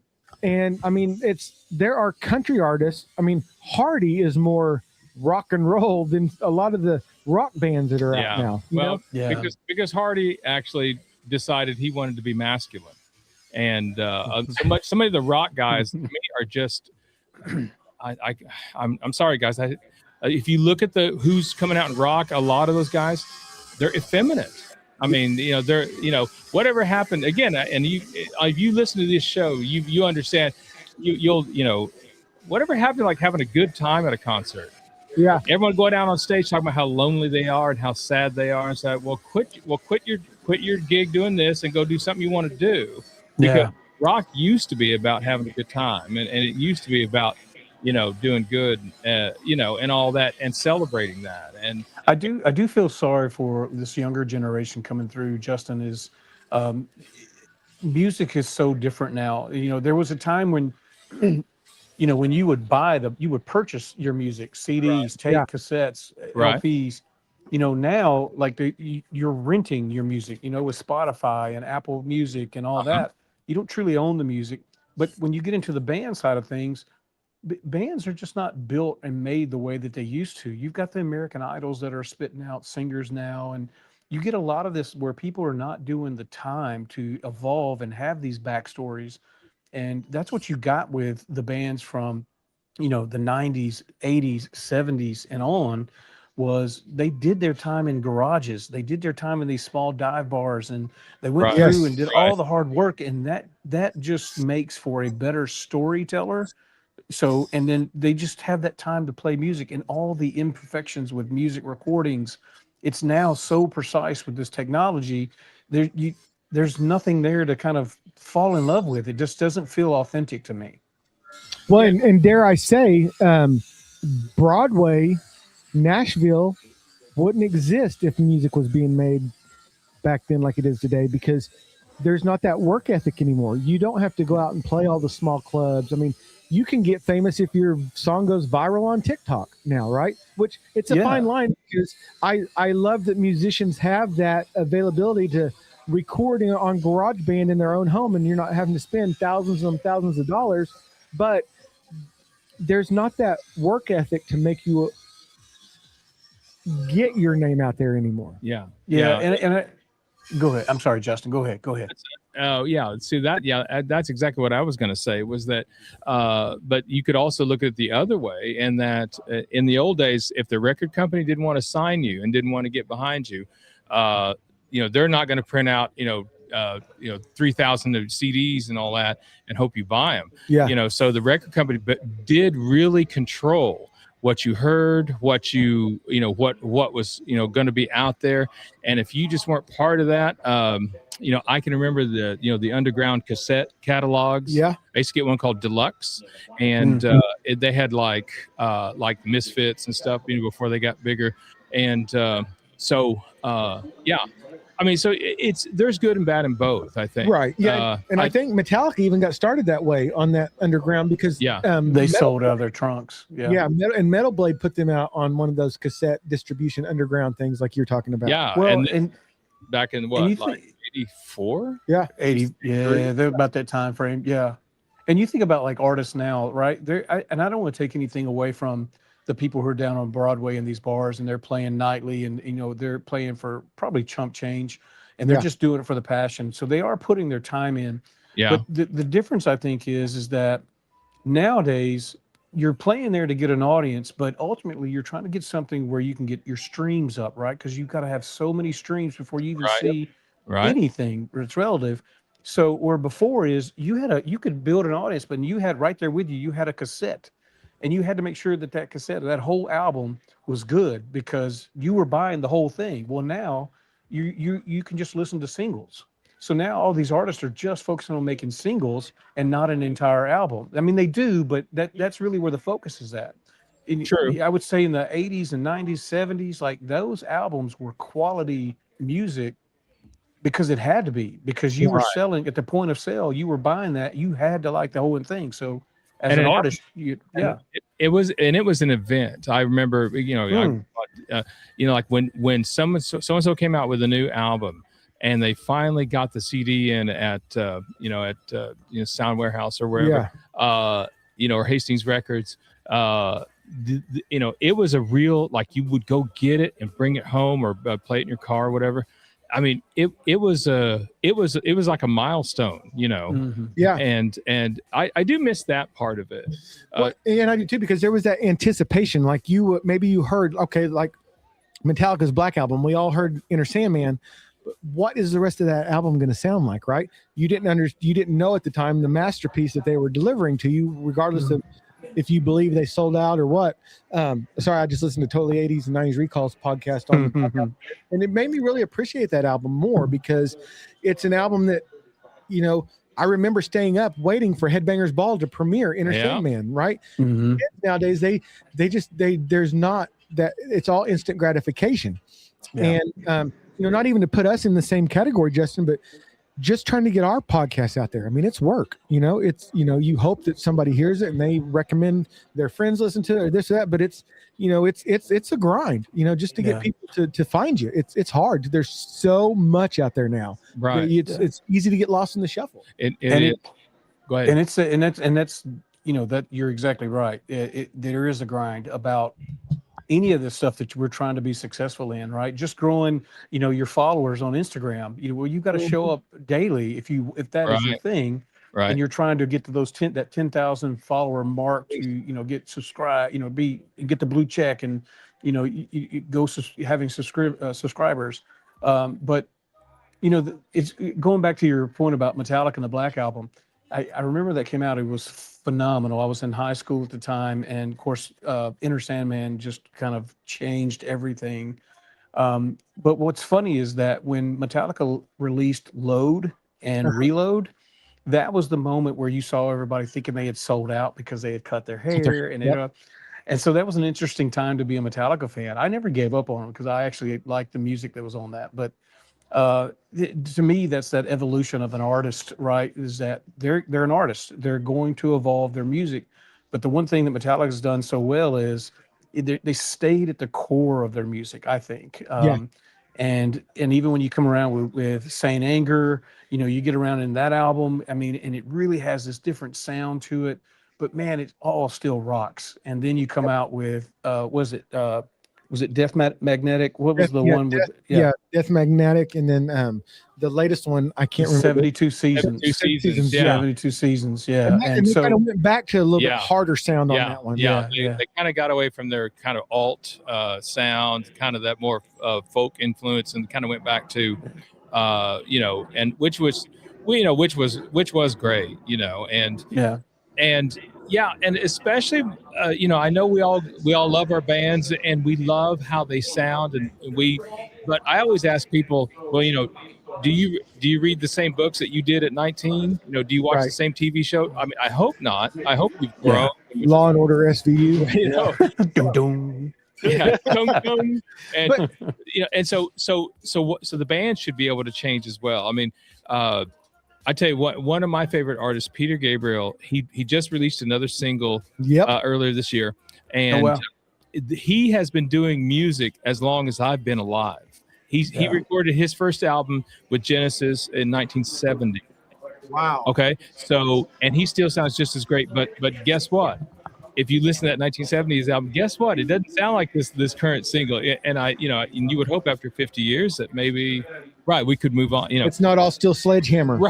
Right. But I own, and I know Metallica took a lot of flack for the Black Album from their hardcore fans that were with them from, the small clubs. But I almost think that almost ended up being a blessing in disguise for them, because it kind of helped them ride that wave over grunge, where they didn't get buried by Nirvana and Soundgarden. That those guys actually, they kind of sounded like, wow, they were influenced by this band. It's not like, it wasn't like poor Poison and Motley Crue that were playing stadiums one day and then the next night they were playing clubs, right? Right. So and they stayed true to themselves, because they never gave in to what I felt were like gimmicks. So you think about the hair bands, which I love, man. I'm a big hair band fan, but those were gimmicks, and so you knew those weren't going to last. But when you think about bands like Metallica, they stayed true to the core of what they did. They were a rock band, and they didn't present themselves as anything else. So I think that was probably the secret to their long success that they've had now. Yeah. And, and I'll tie this back to cigars real quick. As big as a, crowd as there is for podcast, there's a huge crowd of boutique cigars now, right? Oh, yeah. And so, Crowned Heads, I guess, would technically be a boutique cigar. Why are they a little bit more successful? And I think it comes back to what David just said. John's staying true to who he is. He's not trying he does limited releases and this and that, but at the core, they have got a great product that they're not like some of these other boutique brands that are, they just get lost in the shuffle. And I've had some great cigars from a lot of boutique brands, but Crowned Heads is one of those that's somehow finding that way to stay above the crowd and not get lost. And I mean, even like Room 101, they were a boutique brand at one time, and Caldwell Cigars, it's like they kind of get lost in the shuffle. There's so many boutique brands out there now. And I appreciate that. I do like having those options, right? When I go out there and search for my next cigar, I love that, because that's actually how, I found the band Trained. I went into a store and I told the guy, I said, I want something totally new, nothing that nobody's heard of. What do you got? And he said, well, it's just, and he said, I like this, and nobody else is buying it. It was Train's first album, like Meet Virginia. It was right when it first came out. And so, oh, wow, okay. I like doing that in a humidor, and they can, I know all of the bigger brands, the ones that have been well established around for years. But I do like it when a tobacconist, offers me something that's a new something, right? And I can try it and see what people's takes are on it. But I do like coming back to those brands that just really settle into their core line and just stay true to what they're about. And when we're talking about John and Crowned Heads, I so appreciate the path that he remains on. And I love, like I said, his transparency. It's refreshing. And so that's why I'm just a huge Crowned Heads fan. That's why they will always remain in my humidor, always. And I'm super proud that I get to live in the same city as Crowned Heads. And I will forever carry that flag for them. So let me ask you, as one who's also branching out into pipe tobacco. So have you tried the Drew Estates Deadwood cigars? Oh yes, right now I've got 4 Fat Bottom Betties in my. Woo! Yeah, Saturday night, baby. So that is by far my favorite of that line, and I do like the Dominicana. That one is a good one. I don't hit that one as often. It's in that lower end, but the Fat Bottom Betties. My goodness, perfect. It's just perfect. When I'm handing a cigar to somebody for the first time, a lot of times, you want to hand a new cigar smoker, something infused, something along that lines. It kind of helps them kind of get into it. That has always been a hit with friends and family that I've introduced cigars to. And I've got one that he still claims this day was the best cigar he's ever had. And so it's a great cigar. It's just like, Pastor Mike and Keith, you introduced them to, we gave Pastor Mike the Outcast, but Keith, you gave him a Fat Bottom Betty on a Tuesday night, and he's still with her on a Saturday night. Yeah. And it's funny because I was talking to one of the Johns from Ford John's Apparel, because not only are they just an awesome title sponsor for us, but the hometown lounge for John's dad there, and I believe it's called Clarion. I hope I'm getting that right, but he sent me a bunch of pictures of this, and this is a shop we all need to go to because, man, as beautiful as their humidor is, their pipe selection's even bigger, man. And I thought, man, our pipe smokers would. If you're in Pennsylvania, I'll put links to them in the show notes. You got to check out this shop. It's just a little. I mean, the owner is a character. 4 Johns makes shirts for him too, but yeah, it's. I completely agree with you, David. Yes, you can buy online, but if you can get out to your brick and mortar stores, man, go out and see Pipe Mike and on these people and like the I almost said Costa de Carrilla that you're at, but I hear Costa. That's what I think about. So Casa de Monte Cristo. Casa de Monte Cristo. Okay, and so now have you tried now the one if you can still find it, because it's being phased out, is that Stallone Bocephalus. Oh yeah. Now it doesn't have like the sweet aromatics like the Deadwood, but if you are a seasoned pipe smoker, particularly if you have experience with English blends or Virginia blends, Bocephalus, and again he is coming out with the Nelson cigar here in a little while. And again, just as a reminder, speaking of that, so he is going to run a limited run of pipe tobacco. Yep. When that's available, guys, we are going to be posting that on. We're going to make sure you know where you can get that and all that kind of stuff. So if you see one around there, Dave, the Stallone Bocephalus. You won't be disappointed. Yeah. Now, Justin, am I correct in saying didn't that have some Oriental pipe tobacco? Yes. And so if you have any experience with English or Virginia or Balkan blends, that's kind of what that cigar. Although it's not aromatic like the Deadwoods are. It's aromatic like a good English. And I was talking to Jay Furman, and because he was talking about a Scudo, right? Yeah. And I told him, I said, well, I saw that one of our local shops had a 10 of it. And he said, man, don't go buy it. He said, I want to send you and Justin a 10. So this thing probably has about 15 or 20 years of age on it. I'm guessing it's been. Wow. He said, I want you to really experience a Scudo. And so I cannot wait for us to get that, because I know that's just going to be absolutely fantastic with the age that Jay's put on that. Particularly if you're a Virginia Perique fan. So now that won't have any aromatics in it. Am I correct in that? You're right. No black Cavendish or anything? Yeah, that's straight tobacco, pipe tobacco. Yeah. Well, yeah. It's going to have mainly it's going to be a lot of Virginia and Perique. And see, David, this scares me because Jay and Justin are immune to nicotine. They can, like Justin, he probably has 3 plugs of out pouches in his mouth. I had 4 Marlboro Reds earlier.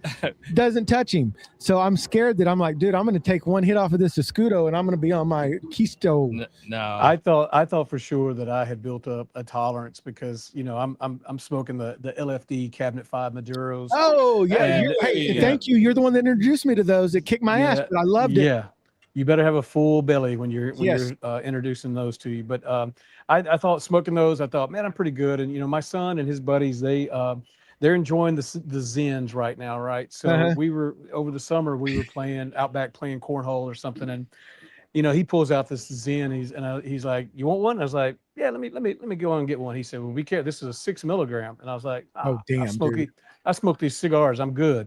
So I throw the thing in there, and we could pitch in, and he's like, "You all right?" And I said, "I'm good." And I'll tell you, in a matter of minutes, my world started spinning. Amen.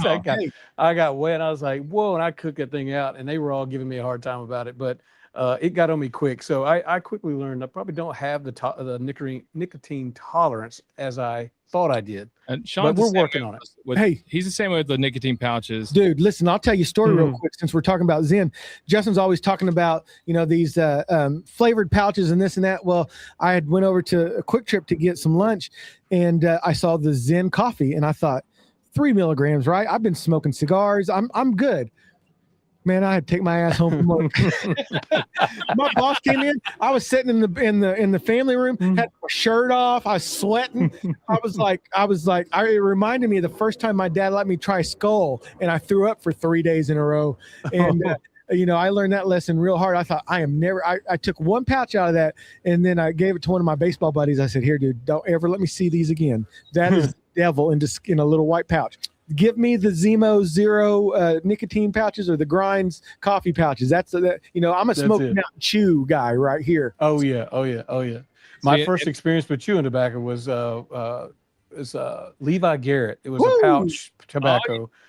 And this was in high school. And so on Thursdays, you would have walkthroughs before the game on Friday night. And our entire locker room, all the guys, were big chewing tobacco. They had the plugs they were cutting off, and of course dip and all that. And I just got so caught up into it, like you did with the rituals around cigars. They were all doing it, and I thought, let me have some of that. So I threw this big old wad in my mouth, and and I'm thinking I'm spitting, but meanwhile it's draining down the back of my throat. And we get out on the field and we start doing our stretches. And I did one where you've got your legs spread and you bend down to touch the ground.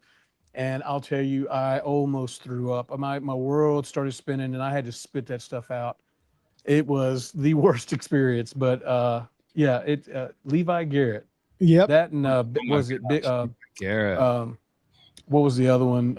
Red Man was another big one. Red Man was another one that was big in the locker room. Yeah. That scene from The Sandlot when they all take a big chunk of Big Chaw or whatever, and they get on the Ferris wheel or the whatever, and they're all. I was like, that is true. That there is no exaggeration there. And this is a true story. We have a place here called Ted's Pipe Shop, and I went in there with Justin one time, Mr. Nicotine Doesn't Bother Me, and he's got a wad. They had this peach chewing tobacco, and I smoked cigarettes at the time, so I had a bit better nicotine tolerance than I do now. And Justin's got a big old chaw of peach tobacco in his lip, and he's loading these bowls of trying different pipe tobaccos, and I was like, man, this guy's like he can't. He's the Terminator over here. Yeah. Oh man, especially now it's getting warmed up now. See, I'm glad you brought that up, because man, nothing this warm weather kind of be out here. Oh, I'm thinking about little peach chew. Oh yeah. There you go. It's a little front porch pipe tobacco. Hey, listen. You need to get you a spittoon there, a little brass spittoon. I got to. So listen. Definitely. It's because I think the delivery system. It's not that you guys are not tolerant. I think it's just, it's so when you chew or dip like that, it's such a direct line to the brain. Like it doesn't have to, like the cigar smoke it's kind of the same way, but it's not as intense and like continuous. Puff, rest, puff, rest, and so, but when you put the pouch in or the dip or what have you, it's a continuous feed. It's like like that valve's always open right to your brain. And so I think that's the deal. In fact, but my complaint against pouches, particularly the nicotine pouches, is that they only, like the strongest ones I think I can find here are like 6 or 8 milligrams. Now I've seen one that are like 14 and 16. Yeah. He still has 4 or 5 of those in his lip. He's a Copenhagen guy through and through. No way. Red Seal, if you're listening, and I know that you are, Justin's a proud member of the Red Seal team. Listen, there is a Dip Direct. You can actually subscribe and get it delivered, and I do. So anyway. Oh wow. There's a vape. There's a shop here in it's in Bellevue, which is just 20 minutes. It's not even 20 minutes. It's 15, 20 minutes or so west of here, which is where I live. And there's a little vape shop, and they have a humidor there. But you know those vape shops, you look at them. I don't know why, but they have the bright white fluorescent lights. Yes, it's the brightest place to be on earth, I think. And we were in there the other night. We were at another little bar that was close to it, and we were getting some cigars to smoke. And the guy was selling some type of nicotine patch, Justin, and he said, if I remember correctly, I think he said it was 21 or 22 milligrams. Damn. And he warned the guy. He said, listen, you need to make sure that you can handle this. And the guy said, no, I can. And I'm like, who wants that kind of, that's a ride I don't care to be on. Hey, what was the name of that shop? Man? Yeah. I'll get you some and send them to you. Hey, man, I appreciate it. Hey, listen, also, we were talking about Stallone. So the last episode, if you remember, I smoked their broadleaf, and they was super strong cigar. And I will sit here and tell you, make sure you eat before you smoke that broadleaf that he had, because it's for men only. It's got some muscle behind it. Yeah. So listen, guys, you heard what all we've been talking about. That's what I'm telling you. I'm telling you that I was glad that I was kind of prepared, and see, and just to remind everybody, the other thing, the reason why you feel like your world's kind of spinning and you're getting, because nicotine lowers blood sugar. Yep. So that's what's happening. Your blood sugar's taking a nosedive, sooner than you but I think that's also what contributes to my nicotine tolerance, is that I am diabetic. Well, I am too, and it doesn't contribute to mine. It weakens my defense system, Justin. Well, obviously, I'm not a doctor, and I don't even play one on a podcast. So, Dr. O Eagle? Yeah. O Eagle. Hey, St. Patrick's Day. I tell you what's helped me, and I know y'all have heard of this little trick as well, but I had a gentleman at Belmead Cigar tell me, I was talking about how I was like, whoa, this is kind of getting to me, and he said, and he leaned over and he handed me a piece of chocolate, little Hershey's, and he just said, always keep those in your bag. He said, because when you feel that way, you get a little queasy. He said, throw that in there because it has that effect on your blood sugar. Yeah. He said, either that or grab you a Coke or something and get it back up. And this is no joke. One of the, when I was starting my cigar journey, I was smoking this Perdomo, big old horse leg looking cigar, and I almost walked in the house with no clothes on. Room was spinning, and I YouTubed, and I found Nick Perdomo telling me to have a packet of sugar, to dump a little sugar on my tongue and raise it to the roof of my mouth. And I'm like, this is a dude that just made me sick with his cigar. Do I want to listen to his advice? And sure enough, it worked. They say carry candy, a peppermint, something like that. But yeah, and it's funny because I'll have these kids come into my hospital and they'll tell me how much they vape and they smoke, and they want a nicotine patch. And I'll be like, look, you're going to get the meat sweats. That's what I call it. You're going to feel like you're going to throw up pants, right? And oh no, I smoke, I vape, and I'll put that nicotine patch on them. They'll come back to me looking green as the Incredible Hulk. I said, see, I told you. It's a direct, even vape is puff rest. Rest. Is, by the way, just a little helpful information. If you're at a restaurant now, and Sean will tell you this, Dave, so this doesn't happen to me. I've seen it happen. Are we talking about your all you can eat when you get kicked out restaurants? No. But if you come across something that's too spicy, like salsa, you weren't ready for it, or someone's playing a joke on you and they said, oh, we'll just do, and it's too spicy. It's just too spicy. Do that sugar thing with that too, because that's what spicy is. It's extremely bitter, and the opposite of bitter is sweet. Yeah. So that counteracts it. Yeah. Yes. More so than water makes it worse. And all that kind of stuff. Milk can help as well, but really you want sugar to counter. So if you get a hold of a wing or a hot sauce or something, and so packet of sugar or something sugary like that is just with the non-doctor order. Hey, look, I tell everybody I got the basic white boy palate. I'm an extra mild salsa kind of guy. So same here, buddy. Same here. Now, see, to me, the spicy. If your eardrums don't grow numb, you're wasting your time. See, that's not. You're like my wife. She'll eat that ghost pepper. I'm like, Yep. I'm hurting just watching her eat it. Yeah, to me, it's like I shouldn't be in pain when I'm enjoying food, and so I like a little spice, but yeah, some of those levels they get up to, I don't understand how people can tolerate it. Like I know their stomach's got to be all tore up. It's fun. I'm like, you must not really like yourself if you're putting yourself through that. Man, it's. I don't see how, Justin. It's like the hotter the better, and I'm like, I'm an extra mild salsa type of guy right here.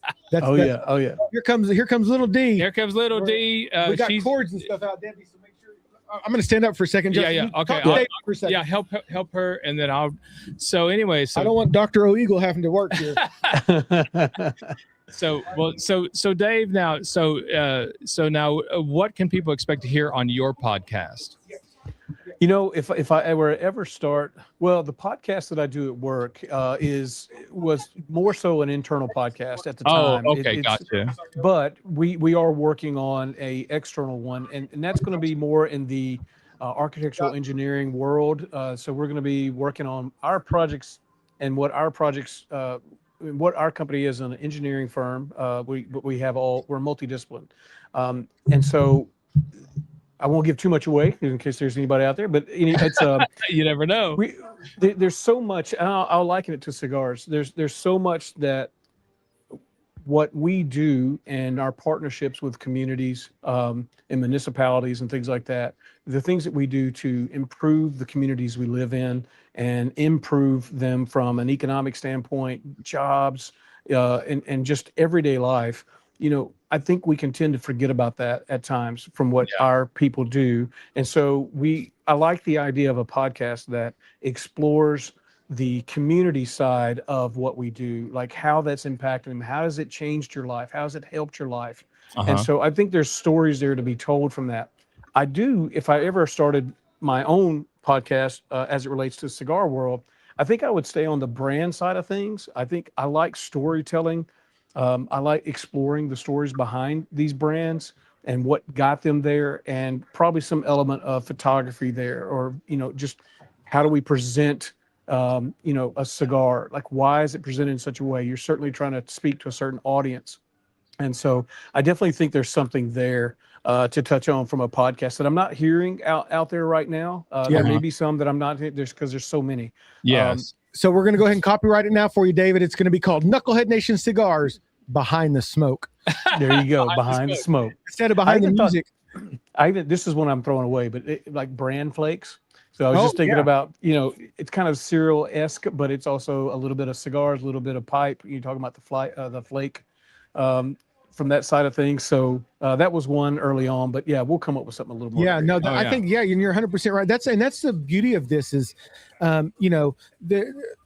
again, Justin, to his credit, said it's a community, not a competition, and there's all sorts of content out there. If you're a pipe smoker, a cigar smoker, there's people that are more matter of fact, and their palates are way more advanced than ours, and then you have the knuckleheads like us that we talk a little bit about everything. We're a little bit more upbeat, a little bit more ADHD, and all this stuff. But I think that there is something, and there's room for all of it out there, and it's okay to plug each other. It's just like, I'm excited because the Real Smoke guys are going to have Michael Herklox on tonight. I love that. And Justin, he's a jazz drummer, so that'll be something for you guys to talk about at the PCA, being drummers, And a lot of these guys that have reached out to me, and this is no joke, from these brands, they really want to talk to Justin to get his take on their cigars, because he experiences those cigars way different than you and I do, David. When we walk into the humidor, we're looking for, whether we mean to or not, we're looking like, oh, there's the crown head section, there's the general section, oh, that's this. Justin's not seeing that. He's not seeing those. So he's experiencing these cigars. And it's when we did Blind Smoke, it's just such a completely different experience. Is Blind Smoke still available? Yeah, it's on Instagram. It's pinned on our Instagram. So Dave, look for Blind Smoke, and you can watch Sean almost set the soundboard on fire. Everything on fire.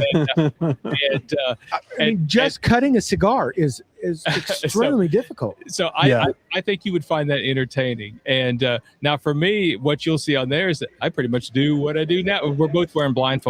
Yeah. So we don't know what we're smoking, and Pipe Mike was helping us out and all that. So definitely, if you haven't seen that, if you're kind of new to our show, that one is kind of a Instagram exclusive. Instagram exclusive. Yeah, there you go. And I'll tell you something that I don't think I ever shared this when we did that episode was, so Pipe Mike got me a Rojas. It was one of their premium. Cinco de Mayo is one of the street taco series, right? Yeah, yeah. And so before that, I had a not so pleasurable experience with the Rojas, and it was just a brand that I just passed. Like I was like, I had that kind of like LFD. I had a bad experience with one of their sticks. But smoking that Rojas blind gave me a whole new appreciation for their cigars, and now their street taco line, I can't even remember now. The carnitas and the carnitas, I'm blanking, but those are some of my favorite cigars. I need to try one. Had we not done that episode, I may not have ever tried those. Right, because you have one experience. Say, well, I'll come back. It's like the Al Pasteur or something like that. Is Yeah. one. Oh, okay. And they're phenomenal cigars. I think that's the other part about this this hobby, right? Is there is so much to learn about these things, right? So you think about how much music can be made, and it sounds so different, right? Because you're only dealing with so many chords, right? And it's like, how can all of this sound so different? It's the same thing I think with cigars. You're thinking, how many different ways can you make a cigar with the different tobaccos out there? And they do it on the daily. Yeah. And I think if you can, and I'm still working on this, if you can truly develop your palate and really pay attention to those things, you can find a whole nother level of enjoyment for smoking besides the look and just blowing out smoke. You know, there's just so much there to learn. And that's what I love about it. Yeah, and I've even thought about asking some of our local tobacconists like Pipe Mike or Jason over at Fogue, hey, I'm going to come in a couple of days, and I want you to pick out 3 or 4 cigars and take the bands off of them. I don't want any identifying marks on the cigar, and so in I'm kind of smoking them blind by not and seeing if my palate, if I can pick up like oh, this is a My Father, or a Tatawahe, or whatever it is. You're 100% right, David. There's so much you can do with these cigars and this hobby that it's never ending. Oh yeah. And to bring this back full circle, that I was listening to John talk about, that's his preferred way of kind of getting his new releases out, is he likes to present them unbanded, right? He doesn't want you to see that. He wants an organic development of what you truly think about it without getting lost in the artwork or knowing the name of it or whatever. And I there's something there to that, right? Because at that point you're just focusing on the tobacco and you're just focusing on the delivery method, right? Depending on the vitola, the size of it. And I just think that's a great way to experience a cigar if you can, and not get lost in, even though it's very interesting to me, the brand, the story side of things is just try to unban these things and try to forget what it is you're smoking and enjoying it from there.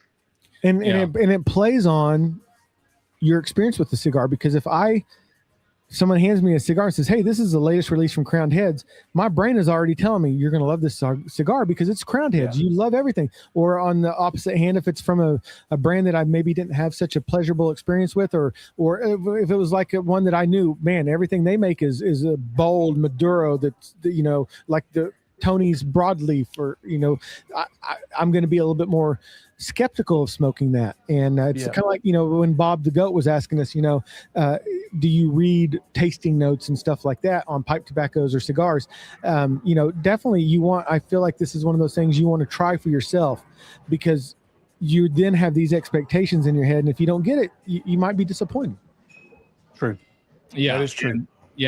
And I would say, particularly as it touches pipe tobacco, I would say have at least 2 or 3 bowls of something before you really think about reviewing it or whatever. I mean, you can get in first impressions, but only after maybe the 3rd or 4th bowl, then go find some reviews and see if you kind of, because you might be getting something and you're like, what is that? And then somebody will say, oh, that's a nutty flavor, or that's vanilla, and you're like, yeah, that's it, because you might get it and it might not be apparent at first, but after like maybe your 3rd or 4th bowl. And it's just like your boy Tony Katz at Eat Drink Smoke says, what'd you eat to drink? Or what'd you eat today? What'd you drink today? Because it all plays on your palate. Yeah. And that's right, Fingers Malloy, we're coming for you at the PCA. Come hook up with us. We'd love to meet you. Exactly. Love those guys. Eat, Drink, Smoke. Tony Katz, Fingers. I'm starting to say he's everyone's second favorite amateur drinker now, since we got the pipe Yoda, Justin O'Eagle over here. Hey, so what is there some, just kind of a time stepping off this subject for a moment, but is there some new Smoking Sounds apparel or stickers or anything that we can look forward to? I'm always looking forward to well, so the guys that, again, we can't thank the people at Fort Johns enough. They made us a t-shirt that we're going to wear at PCA. They just put it live on their website. And yeah, I was talking with one of the Johns, and that's we're gonna come up with a few limited, kind of like the cigar brands do the LEs. We're gonna do a couple of LE release t-shirts coming up, and then we've got a big announcement that'll be coming out that involves the Cigar Bro Humidors brand. That March 30th, make sure you're watching our content, because we're going to be helping them announce a great new product. I promise there's a lot more details to come on that. And then, of course, what we're going to do with Kentucky Gentleman and this cigar. That's going to, again, be kind of Smokin that Sounds cigar. limited edition release with Kentucky Gentleman. And if you would ask me and Justin, 2.5 years ago, we would have told you none of this was going to happen. Yeah. We wouldn't be at PCA. Yeah. Right, impossible, but we're going. And that was when Artista reached out and they said, "Hey, are you going to be at PCA this year?" And I said, "Yes." And you're one of the first booths we're going to come to, because honestly, without them, it would have never kickstarted our journey to even think we could be at the PCA. Because I mean, again, Wow. we were a couple of knuckleheads in Tulsa, Oklahoma that people listen to, but not that anybody cared. And it's again, because of this, people like David and the people in this community that are just so supportive of what we do. It's just been an absolute blessing. I don't know if Justin would agree or disagree with that. Oh my gosh! Oh, absolutely. I mean, and again, we're not even at 100 episodes yet. Yeah, Which is crazy. Yeah, this is right. 68. This is our 68th episode. And a lot of times they'll say, "Oh, they heard our show. They want to send us stuff." And I always say, "Why would anybody send us anything? Like what? Why would they do that?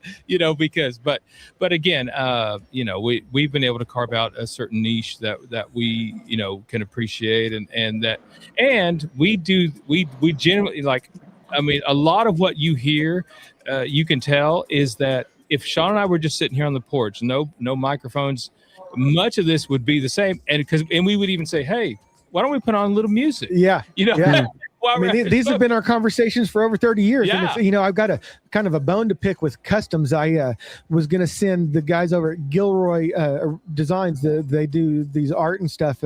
They wanted a Thunder Kiss, and I sent one, and man, they tore that thing up. They sent the package back to me. It looked like that Thunder Kiss had been thunderstruck. Oh, and so man. I got to Wow. so I'm going to get that back out to them, and I love all their art. They did Saint Stone Cold the other day, and I saw that. That was amazing. It was awesome. And they do a lot of Gilroy Originals. They do a lot of luchador stuff too, Justin. And they've been doing a lot of Penta. And who's the new guy? Dan Husen or something like that? That looks like Elvira's younger brother. Dan Helsing. Yeah. You've been cursed. That's right. Hey, you still have that? You have that sign handy? I'm going to show him that. The Ford Jump. Yeah. I've showed it a couple times. Oh, did you? Oh, yeah. Justin, I'll tell you why Justin loves this, David, is because it's very kind of deadwoodish. It is a little bit. Yeah, I see that. And then when they asked me, I said, "Man, send me something so that we can, promote you more on the podcast." And he showed me that design. I said, "That's it. Don't show me anything else. That's a fat bottom Betty right there." So. You know what it also reminded me of a little bit, just to kind of get on one other subject we talked about is Kentucky Gentleman, their crest that they have on that. So yeah, it's and I'll tell you, I've had interactions with Cody, as you know, just he sent me a phenomenal package with some of their line of their cigars and some stuff that was about to be released. I think he's getting ready to release those as well. And man, those cigars are awesome. And one of the things that he does that I think, and I'm seeing him putting a little bit more of it out there, is those cedar boxes that he does, the laser engraving. I was just about to ask you that one he did with Knucklehead Nations was knocked out.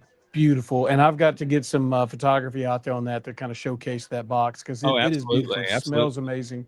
And I told Cody, I said, once we get the Smokin Sounds cigars, I want David. I would love for him to do the presentation of it, because his photography is absolutely amazing. It's absolutely beautiful. It's an honor, and I would love to. Yeah. And it's two great brands that I would love to support. And that Kentucky Cuban that they have is a phenomenal cigar. And he just sent me the one.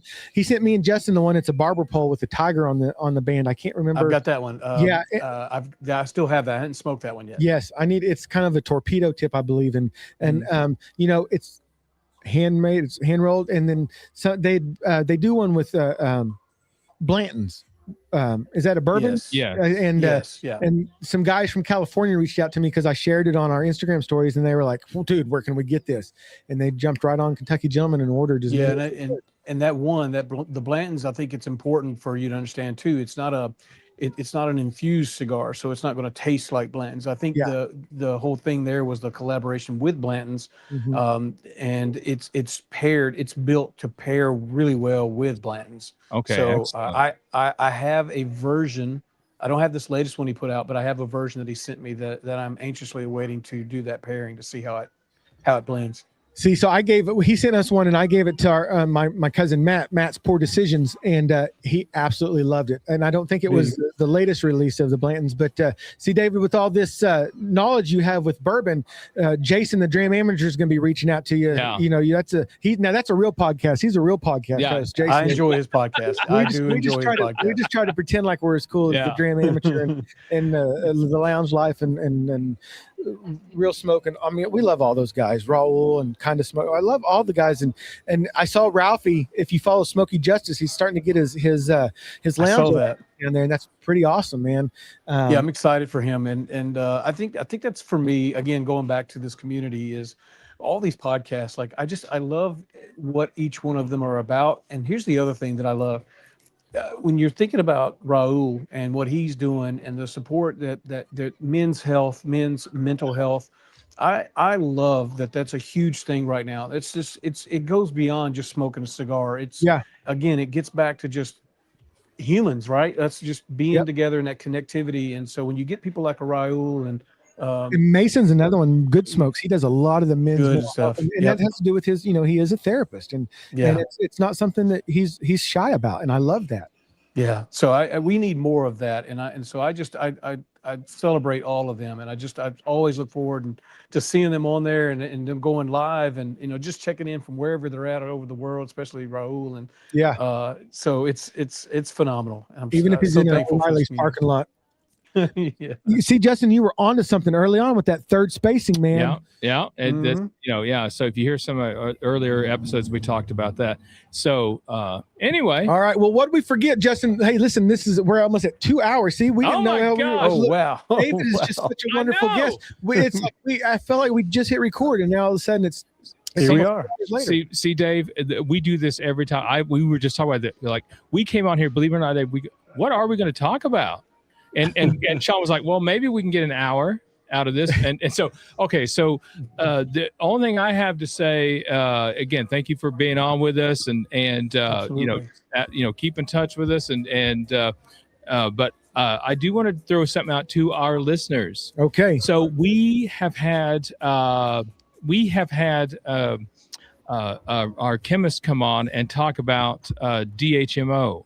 Okay. Now, we have, and the research is ongoing, and we are amassing the information. But we very soon will have a DHMO update. That's continuing. That continues our mission to educate people about DHMO and all that entails. So. Our chemist's name is Paige Turner, by the way. Yeah, Paige Turner. You can say her name, Justin. Well, yeah, but I'm just saying. So that update is coming. Again, the research is still pending. We still need to finalize a few things, but look for in the near future a DHMO update. There we go. And one thing I learned is that David needs his own podcast. Hey, again. John steals our job, and and I got to go back because I talked about Dad, what were you like in the 90s? I completely forgot about John Cena's because when it flashed, it was just and it was like because you can't see me, so his was pretty good too. I forgot to mention that one earlier. Well, Mr. Knucklehead Nation Cigars, what have we forgotten, brother? What did we forget to ask? And how can people get it? Yes. Tell everybody how to find you. Sorry about that. Yes. No. I don't think we've missed anything. We've actually covered a lot, and it's been a real joy, as I thought it would be. It's been more, and I'm so happy that you guys were on the front porch. I enjoyed that. So, I am on Instagram, Knucklehead Nation Cigars, and we're moving right along. A lot of my content is photography and just taking some quick snapshots of my cigars, like most other people. Yeah. But I'm trying to try to work towards being a little more intentional with what I put out there, and from what I can contribute from, and I would say it's more from the brand space the storytelling side of things, maybe not so much about reviews and what have you, but that is where I'm going to try to drive my page. And yeah, the possibilities of a podcast still hang out there, but man, there's so many good podcasts out there. I may just sit back and enjoy what the work that you Come on, guys we do. need, we need brand flakes. Yeah, we need brand flakes. Brand Now, flakes. Hey, there's two things that this podcast is going to let us know. One, they love Bob the Goat. He's the man, and we need Yeah. brand flakes. I feel that coming. Yeah, That's I do too. that's I going to do be a too. new We do. hashtag on Instagram. We need Brand flakes. Let's do it. We need brand flakes. All So, right, so all right, Sean, what you got, bro? man, I think we covered it all. Again, I cannot thank David enough for taking the time out to jump on with us. You know, and let's be honest. This episode wrote itself the moment that package containing front porch pipe tobacco arrived. This episode wrote itself, and I told Justin as soon as we got it, I said we cannot not do this episode without having David on with us. So again, my friend, thank you for your friendship. It's been just an honor to get to have conversations with you, and the packages, sending back. It's just I feel like I've known you forever. And I mean that in a very, very positive way. Thank you for being the best part of what we get to do. That's being part of this community. That not only are you supportive of us, but everybody else, and that means a lot. That is kind of the cool thing about, we talked earlier about living without technology, but that's kind of the cool thing about the technology is we're able to do this where it feels like we've sat in this room together for 2 hours just shooting the shit, and it's just meant the world to me. So I think go ahead, David. That's all. I'm looking forward to interacting with you guys more, and I want to get out to Tulsa and experience all the tobacco lounges that are out there. Oh my I want to gosh. see these people at Pipe Mike. Yeah. So it's been an honor. Really, it has. And I've, like I said, I've told you many times in our message. I love this community. I love people like you and Justin being a part of this community. It makes it exciting. It makes it fun, and it just feels wholesome. It feels real and authentic to me, and that appeals to me. So if brand flakes does happen, you guys will have to be my very first guest. Hey, look, absolutely. you don't have to ask us twice. Yeah, absolutely. Yeah. Just let us know. Just let us know. Because there's a story behind y'all that needs to get out. And There, well, that story out. We're still trying to figure that part out. And I can promise you about 70% of the story that I'm going to tell you is mostly true. Yeah. Good old fish stories. I'm good for that. It all started back in 1996 with American Broadcasting School and Monday Night Wars. Yeah. That's kind of how it all begins. If Netflix ever decides to do a documentary on us, they better have plenty of old WCW Nitro footage prepared. And ECW. Let's go. They don't call this dude Digipoc for no reason. Yeah. That's right. So, but yeah. ECW. All right. Well, that's Justin. I guess that's a wrap on this episode of Smokin Sounds. Hey, don't forget to follow us at Smokin Sounds Pod on Instagram or Facebook. Hey, make sure you subscribe to the podcast so you never miss a beat Or a draw. Hey, and if you wouldn't mind leaving us a 5-star review, it just helps others find the podcast. So until next time, keep those cigars lit, your pipes packed, and the sounds smoking.